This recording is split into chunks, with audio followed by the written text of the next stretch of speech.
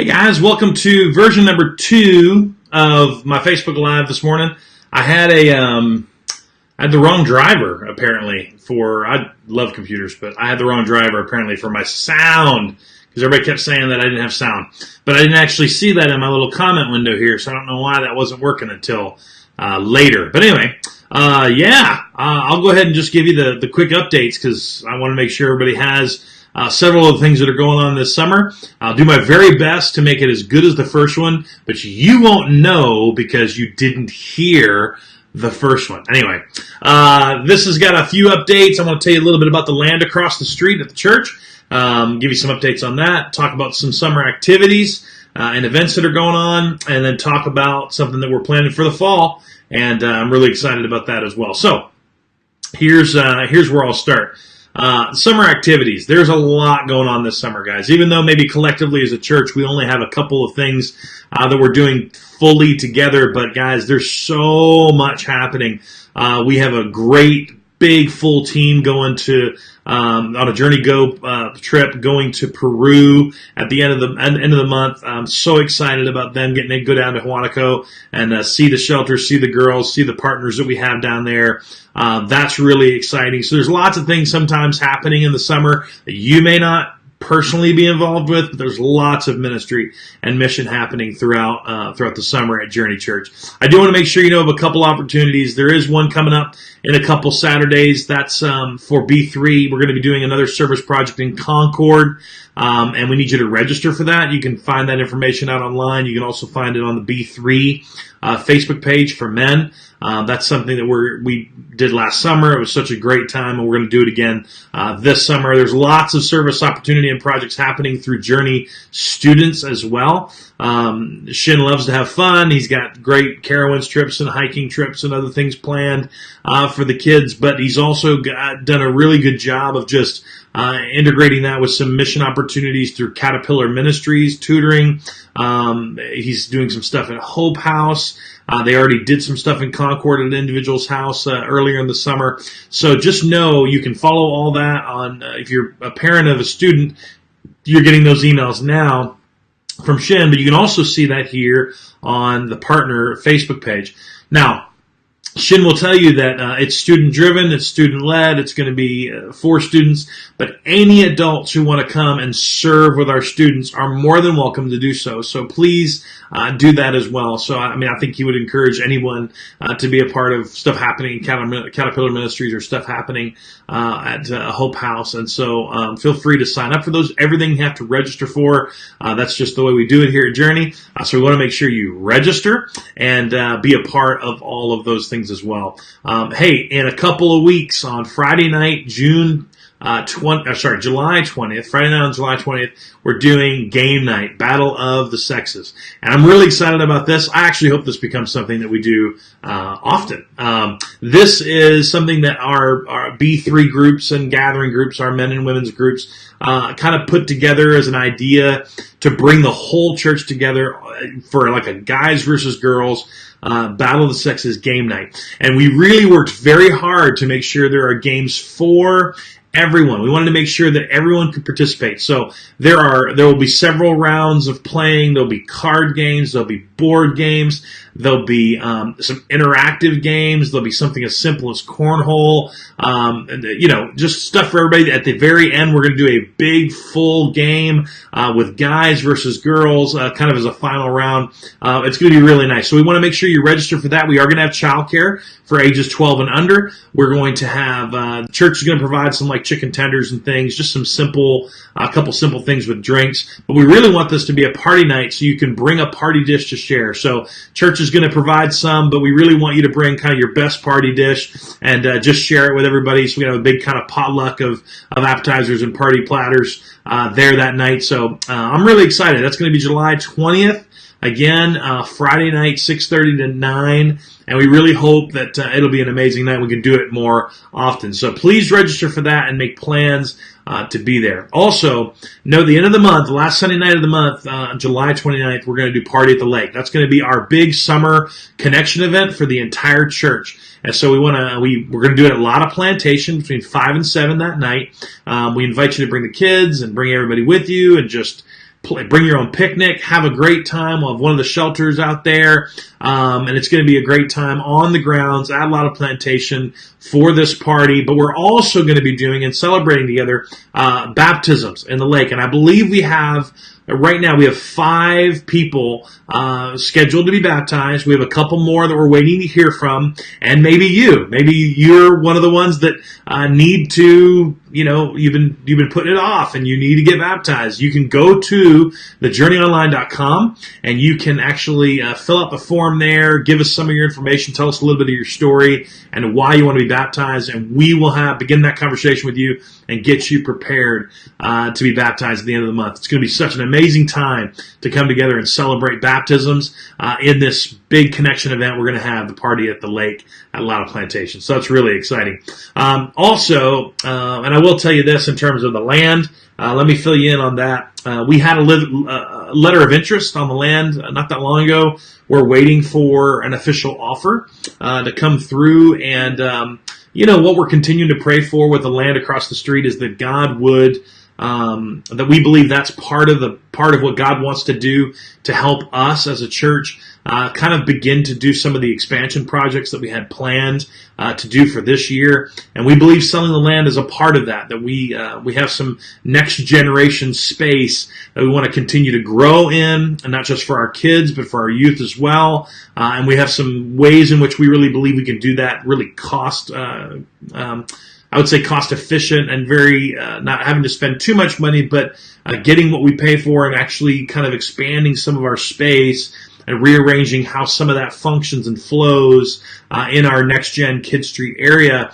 And we just believe it's the next step for our church to continue to grow and continue to bring more families in, to humbly point everyone to absolute hope. So that's why we really do believe that the sale of the land. So we're still praying for good neighbors. I guess that'd be the best way to say it. I mean, anybody could probably come and buy the land, but we're praying for whatever God wants to be there. It's a good situation for good neighbors to come. And so we'll let you know. I promised our partners I would let you know as things happen. We had a verbal offer at one point from a business company. That fell through. That's fine. We really weren't that concerned. Again, it's all in God's timing, but we'll keep you informed if anything else happens with the land. I want to, of course, help everybody remember that we are still in the 100 days of giving. And just to let you know, from a straight number standpoint, it's good. It's marginally better than maybe we were in the last several years about this same time in the summer. It's definitely a turnaround from the spring. Our spring was just very kind of a lull in the spring. So we appreciate that. We appreciate those who are continuing to take steps forward in giving and growing in their giving. But in terms of the numbers are what they are. If it was just numbers, I don't think anybody would be too excited. But to be honest, I've had a couple really amazing conversations with people that have begun the process. They went from occasionally giving to tithing, and to hear how God's working in their life is just incredible. We've had several new folks and new families begin giving. They took the challenge and they're beginning that process of making it a priority and choosing a percentage, and then hopefully we'll make it progressive. We want to continue to challenge everyone in our church. I think the biggest disconnection sometimes I have with folks is when people give sort of just a small amount. They try to give consistently, but the reality is that they're really not tithing. They're really not viewing their giving back to God. They just sort of look at it as investing in the organization. And guys, investing in the church is a nice thought, but the reality is that the reason we tithe, the reason we give, is that it's our opportunity to express gratitude. It's an act of obedience to take what God's already blessed us with and to give Him back a portion of that. The reality is that that's just the system He uses to take it through the church, and to use it through mission and ministry. That's just the way God designed it. And so I want to continue to challenge people at our church to grow. I know that for several of you, especially our partners, guys, by the end of this 15 weeks, you're going to be really tired of us talking about this. And I'll just be honest with you right now. We are probably going to be talking about this well past the 15 weeks of the 100 days of summer, because we are convinced Once we sort of did the numbers, and really now with our new system of just being able to have better data and information, to know the number of partners at our church that don't give a thing. That's very disturbing to me, that someone is coming, they are enjoying the church, they are loving every bit of being a part of community and serving, but they do not understand. So I understand they're getting the benefits of the organization, but they do not understand and are not getting the benefits, guys, of a surrendered heart and this part of their life surrendered to God, so that God can work through them spiritually. So that's going to continue to be a driving force for me.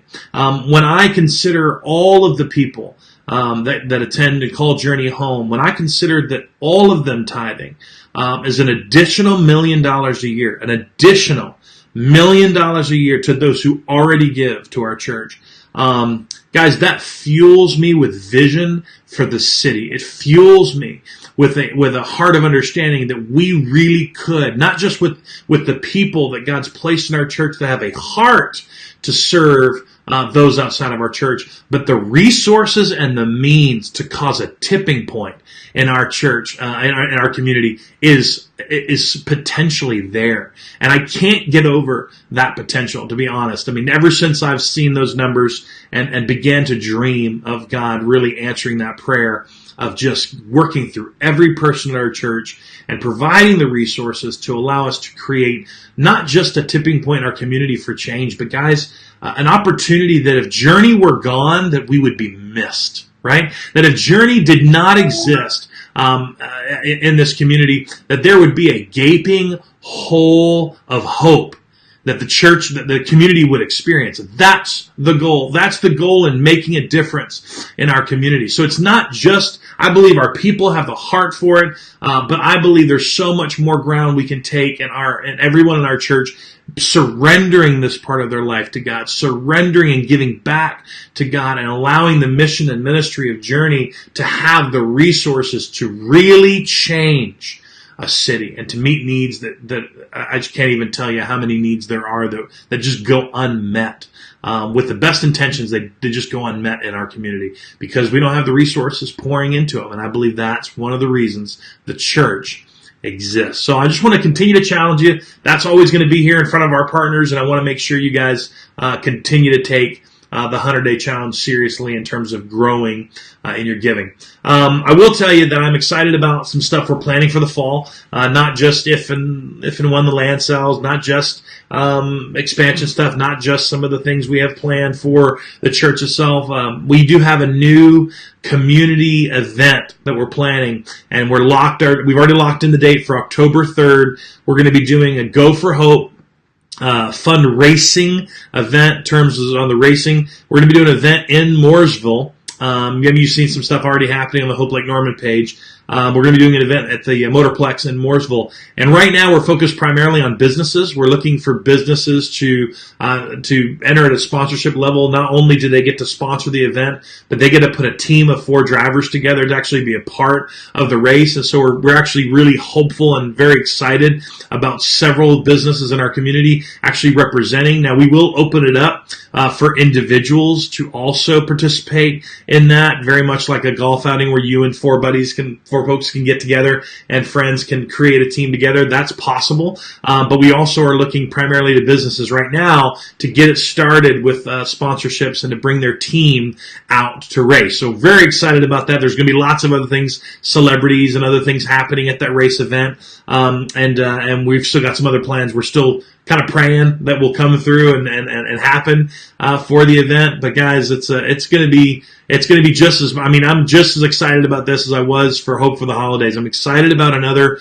community-wide event where we can raise awareness for our strategic partners, the people that we, through Hope Lake Norman, have already been investing in. Bags of Hope, Hope House, Ada Jenkins, all the folks that we've told you about tons of times, but to continue to raise money for them and to continue to raise awareness of the amazing work that they do. So I let you know all that to say there's a lot of stuff happening in the summer. There's a lot of stuff coming up this fall.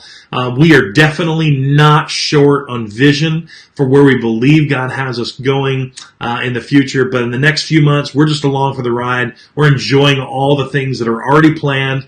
and getting ready for the stuff that we're going to hit the ground running with in the fall. As even with the 100 Days of Giving, we really do want to move from any position we'd ever need to be in terms of a church to just sort of surviving to thriving through every season so that we can continue to do what God's called us to do. So I hope you guys have an amazing Friday. Hopefully you've heard this whole thing. And again, I don't see any comments, so I assume you guys can hear me. And I look forward to seeing you this weekend as we continue the series, Read Your Bible in Romans. Thanks, guys.